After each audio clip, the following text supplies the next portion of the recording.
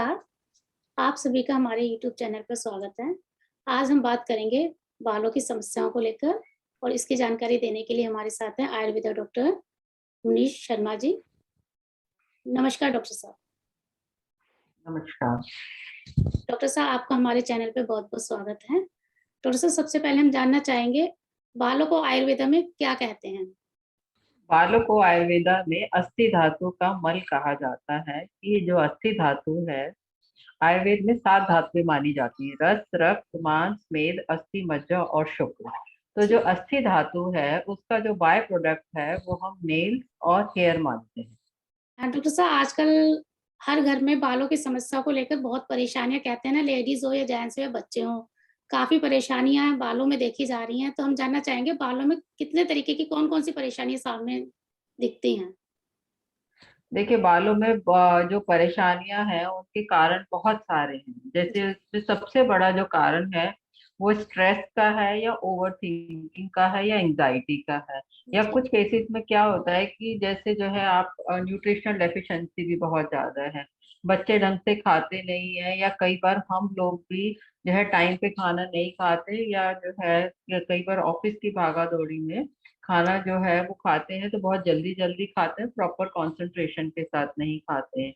या फिर क्या है कि कुछ लोग जो है कुछ दवाइयां लेते हैं, उसके भी साइड इफेक्ट आते हैं जो हेयर फॉल के रूप में आपको मिलते हैं।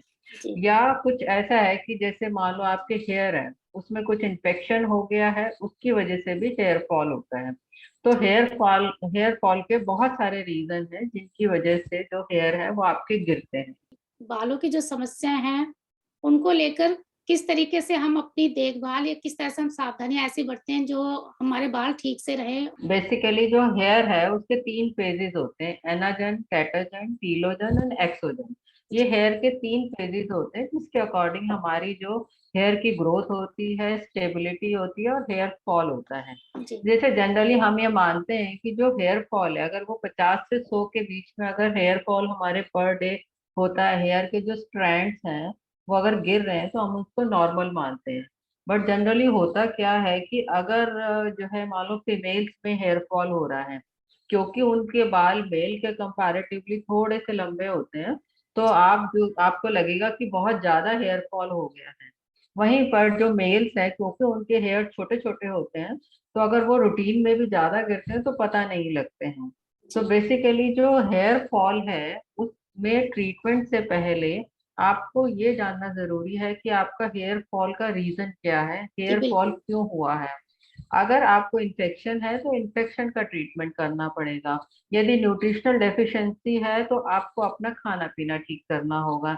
यदि लगता है कि भाई स्ट्रेस की वजह से या एग्जाम के आसपास या ऑफिस में काम ज्यादा बढ़ जाए, प्रेशर ज्यादा हो जाए, उसकी वजह से हेयर फॉल हो रहा है, तो उस टाइम आपको योगा या मेडिटेशन से बहुत अच्छे वंडरफुल रिजल्ट मिलते हैं।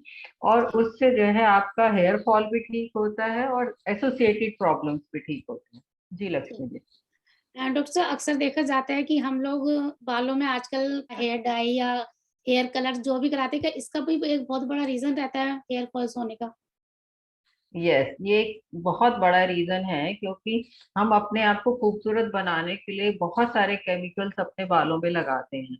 और जी, वो जो केमिकल है वो हमारी कई बार जो है ना, जो हेयर का जो टेक्सचर है उसी को अफेक्ट करते हैं। कई बार जो है बालों में ड्राइनेस ज्यादा आ जाती है, या जो भी हम केमिकल लगा रहे हैं उससे हेयर फॉल शुरू हो जाता है। जी, और कई बार तो हमने देखा है कि उसमें स्किन में एलर्जी भी बहुत जबरदस्त आ जाती है, या हेयर फॉल इतना ज्यादा होता है कि बाद में कई बार उसमें रिकवरी होती है और कई बार नहीं होती है। अगर हम बहुत ज्यादा रूट का ट्रीटमेंट ले रहे हैं और जी, अगर रूट एक बार निकल गई है तो फिर वो पॉसिबिलिटी बहुत कम हो जाती है कि वो रूट वापस आएगी, अनलेस अनटिल आप उसमें ग्राफ्टिंग कराते हैं या कुछ और सर्जरी वाला मेथड आप अपनाते हैं।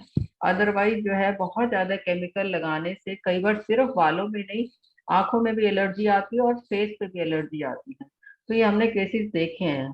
तो इसलिए जी, हम ये चाहेंगे कि आप अगर अपने बालों को खूबसूरत ही करना चाहते हैं तो नेचुरल मेथड से कर सकते हैं।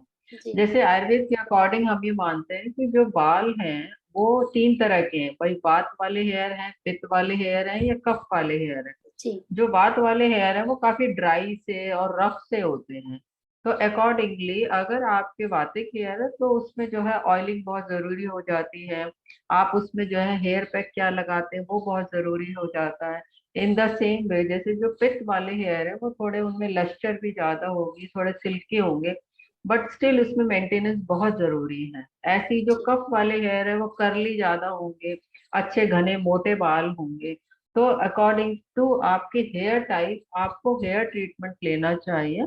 और मेरा ये मानना है कि आप जो भी हेयर पे लगाते हैं उसमें आप नेचुरल की तरफ जाएं। जैसे आप जी, रीठा लगा सकते हैं, आंवला लगा सकते हैं, या अकॉर्डिंगली आप अपनी प्रकृति के अकॉर्डिंग किसी भी डॉक्टर से सलाह करके और जी, अपना हेयर पैक बना सकते हैं, या हेयर ऑयल के बारे में भी डिस्कस कर सकते हैं। देखिए, अगर उम्र से पहले बच्चों के बाल सफेद हो रहे हैं या बाल गिर रहे हैं, उसका सबसे बड़ा रीजन होता है उनकी न्यूट्रिशनल डेफिशिएंसी। जी, जैसे जो हेयर फॉल है वो जरूरी नहीं है कि आपने डाई लगाया है इसीलिए आपका हेयर फॉल हो। जैसे छोटे बच्चे हैं, वो प्रॉपर ढंग से खाते नहीं है, तो कई बार उसमें जो है ना एनीमिया हो जाता है, कई बार कैल्शियम की डेफिशिएंसी हो जाती है। तो उनको जो छोटे छोटे माइक्रो न्यूट्रिएंट्स हैं, उनके जिंक की कमी हो गई, मैग्नीशियम की कमी हो गई। तो मेरी तो ये एडवाइस ये है कि अगर बच्चों में हेयर फॉल है या टाइम से पहले ग्रेइंग है, तो आप हमेशा ये नोट कीजिए कि बच्चा जो है क्या आउटडोर एक्टिविटी करता है, क्या वो प्रॉपर न्यूट्रिशन लेता है, फ्रूट्स लेता है, या दाल चावल रोटी सब्जी जो भी हमारा न्यूट्रिशनल फूड है वो लेता है, या फिर सीजनल फ्रूट या वेजिटेबल्स को लेता है कि नहीं लेता है। आप हमेशा बच्चे से रिलेटेड जब भी कुछ हो तो आप हमें सबसे पहले ये जरूरी है कि हम उसके खाने पीने का ख्याल रखें, और उसकी जो आउटडोर एक्टिविटी है, कहने जी, के लिए ऐसा लगता है कि आउटडोर एक्टिविटी बहुत छोटी एक्टिविटी है, बट आउटडोर बच्चा जाएगा तो कहीं ना कहीं सनलाइट में एक्सपोजर होगा, विटामिन डी उसको मिलेगा, हड्डियां भी उसको मजबूत होंगी। और जी, जैसे कि मैंने स्टार्टिंग में बोला था कि हमारे यहाँ आयुर्वेद में जो नेल्स और हेयर है उसको अस्थि धातु का मल बोलते हैं, या जी, जो अस्थि धातु का उपधातु है। तो उसमें जो है क्या होता है कि अगर आपकी बोन वीक है तो कहीं ना कहीं उससे एसोसिएटेड जो नेक्स्ट उप धातु है वो आपकी कम होती चली जाएगी। और वो हम रूटीन में भी देखते हैं कि जिन लोगों का विटामिन डी कम है या कैल्शियम की डेफिशिएंसी है, उसमें देखेंगे कि हेयर फॉल बहुत जल्दी शुरू हो जाता है। तो ये जी, बहुत इंपॉर्टेंट है कि बच्चा प्रॉपर न्यूट्रिशन ले। जी लक्ष्मी जी। जी। मैम, बात बच्चों की चली है तो एक मेरे ज़हन में सवाल आ रहा है कि आजकल स्विमिंग का, जैसे बच्चे स्विमिंग करते हैं, क्या उसका भी कारण हेयर फॉल से होता है? जी, जो स्विमिंग में जो वाटर होता है वो क्लोरीन वाटर होता हाँ है। जी, जी तो मैम। अगर, है ना, तो जी, क्या होता है, इट ऑल डिपेंड्स कि क्लोरीन का कॉन्सेंट्रेशन कितना है उस पूल में। तो जी, कई लोगों को एक्सेसिव वाटर से, मतलब क्लोरीन वाटर से भी हेयर फॉल होता है, या जो स्किन है उसमें भी थोड़ी से एलर्जिक रिएक्शंस आ जाते हैं। तो जब भी जी, आप कभी पूल में जाएं तो जो भी उस पूल को मेंटेन करता है उससे एक बार आप पूछ लीजिए कितनी कॉन्सेंट्रेशन है। जी, अकॉर्डिंगली फिर आपको पता लगेगा। यही एक रीजन है कि जब आप पूल में जाते हैं या पूल से वापस आते हैं तो ये एडवाइस किया जाता है कि आप फटाफट इमीडिएटली एक शावर ले लीजिए, जी, बिल्कुल। बिकॉज उससे जो एक्सेस क्लोरीन है ना वो वॉश आउट हो जाएगा और आपको साइड इफेक्ट होंगे नहीं। बट जी, स्टिल फिर भी कुछ लोगों में मिलता है। जब कभी ऐसा हो तो थोड़ा ख्याल रखिए। जी जी। लक्ष्मी जी। हाँ, डॉक्टर साहब, हम जानना चाहेंगे, जैसे बालों को कहते हैं कि जल्दी-जल्दी धोने से ठीक रहता है या हफ्ता में 2 बार, इस तरीके की आप सलाह हमें देंगे कि बालों को कितने बार हम हफ्ते में धो सकते हैं? देखिए, बालों को धोना का एक सबसे बड़ा कारण होता है कि बालों में जो गंदगी है हम उसको क्लीन करें, ठीक है। जी, जैसे मैंने पहले भी बोला था कि जो वात वाले हेयर है उसमें वैसे भी ऑयल सिक्रीशन कम होता है, थोड़े ड्राई होते हैं। तो जी, उसको अगर आप हफ्ते में एक दिन भी धोएंगे तो चलेगा।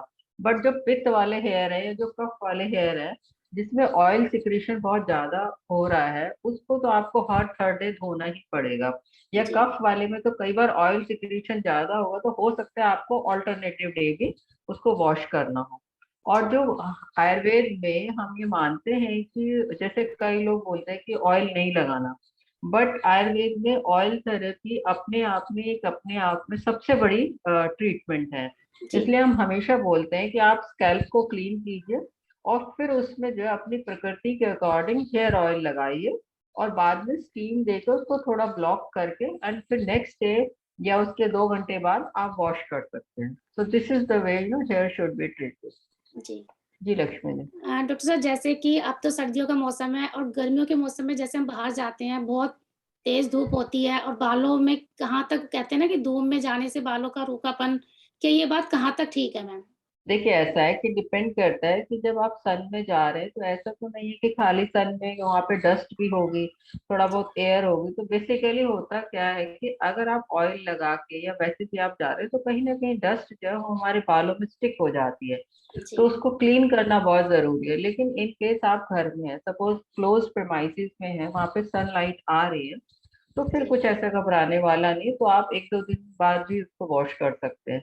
बट अगर एसोसिएटेड डस्ट है या कोई और एलर्जी है या कोई और पोल्यूशन है, तो फिर आपके लिए वॉश करना बहुत जरूरी हो जाता है। जी जी। लक्ष्मी जी।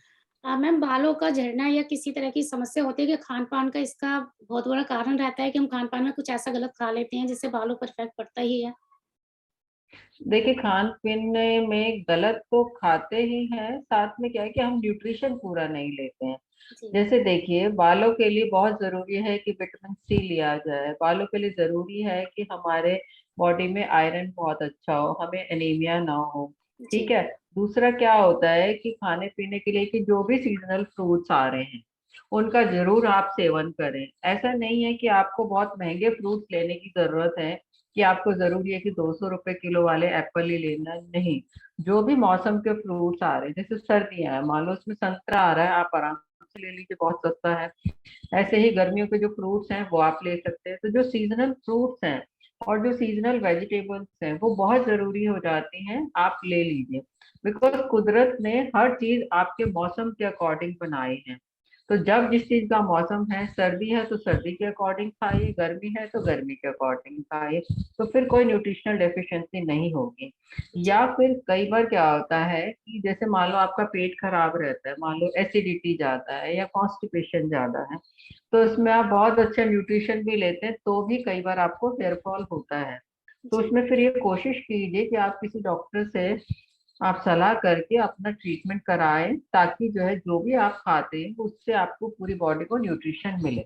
जी लक्ष्मी जी। जी। मैम, अक्सर देखा जाता है गर्मियों में महिलाएँ हरी मेहंदी का प्रयोग कुछ ज़्यादा ही करती हैं बालों में। क्या ये मेहंदी लगाना क्या सही है या इसका भी थोड़ा-सा साइड इफ़ेक्ट होता है? मेहंदी जो है आयुर्वेद में उसको बहुत अच्छा कलरिंग एजेंट मानते हैं, और मेहंदी लगा सकते हैं आप। बट क्या होता है कि जैसे सपोज बात वाले हेयर में आप मेहंदी लगाते हैं तो जी, ऑलरेडी ड्राई है, ठीक है, थोड़ा सा मेहंदी भी ड्राई करेगी। जी, तो बेटर ये है कि जब आप उसमें लगाते हैं तो कोशिश कीजिए या तो आप मेहंदी में ऑयल मिला के लगाइए, और जी, या फिर पहले बालों में ऑयल लगा लीजिए और उसके ऊपर आप मेहंदी लगाइए।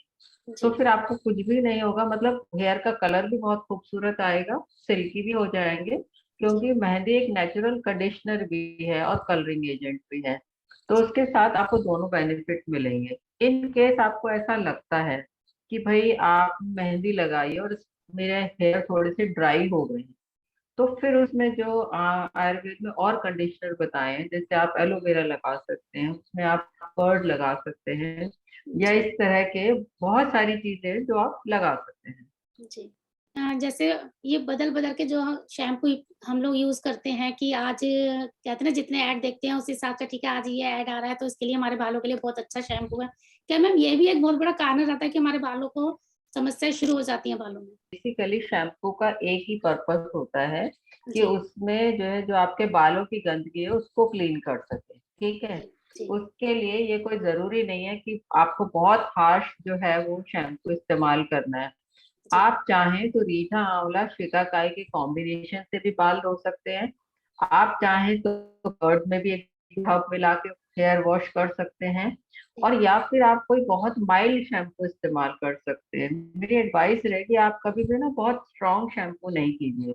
जी, बिकॉज जो स्ट्रॉन्ग शैम्पू है वो आपके हेयर से ऑयल निकाल लेते हैं और फिर वो एक्सेसिव ड्राई करके हेयर फॉल और फिर बहुत सारे उसके कॉम्प्लिकेशंस होते हैं।